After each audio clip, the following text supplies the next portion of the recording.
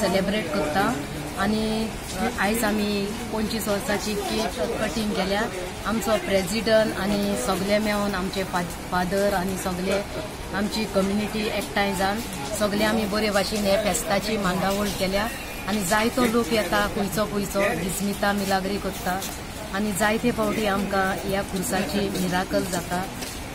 आमचे special band ह्या वाड्याकारांनी ह्या भुरग्यांनी मांडार बॉयजांनी बँड वाजोवन सगळें बरें करून दाखयलां म्हूण हांव सगल्यांक दिन वाजता काळजांतल्यान देव बरें करूं।